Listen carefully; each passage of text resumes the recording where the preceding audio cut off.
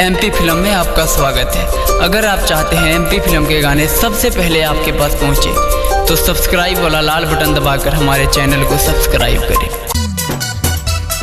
गलती से पढ़ के भागल हमरे सालावार हो, गलती से पढ़ के भागल हमरे सालावार हो।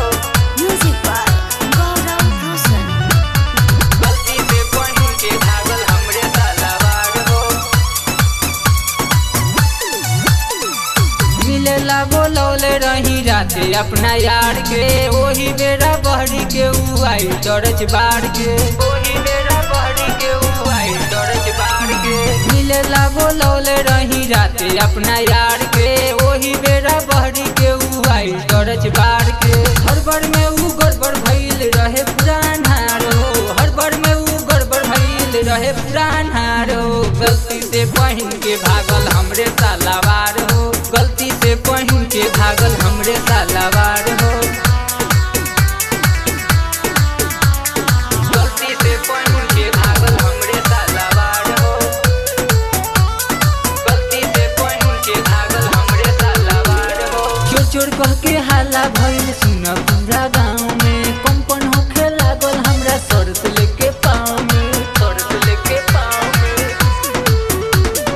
चोर चोर कह के हाला भइल सुना पूरा गाँव में, कंपन होखे लागल हमरा सर से लेके पाँव में, सर से लेके पाँव में। कहीं कितना ले बात रही यारावा के साथ, तो से कितना बताइए सखी हो।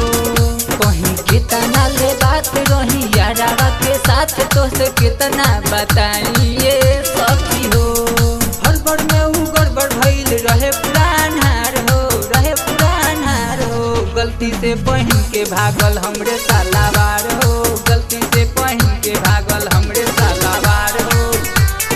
गलती से पहिन के भागल हमरे सालावार हो, गलती से पहिन के भागल हमरे सालावार हो। डर लगता कोरे में अब प्यार वाला फील हो, सखी हो सुधांशु से लगौले बानी दिल हो, सखी हो सुधांशु से लगौले बानी दिल हो। डर लगता कोरे में अब प्यार वाला फील हो, सखी हो धर्मेंद्र से लगौले बानी दिल हो।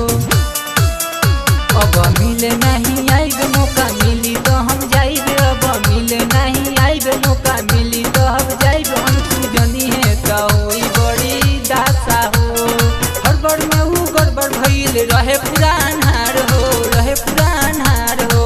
गलती से पहिन के भागल हमरे सालावार हो, गलती से पहिन के भागल हमरे सालावार हो, गलती से पहिन के भागल हमरे सालावार हो।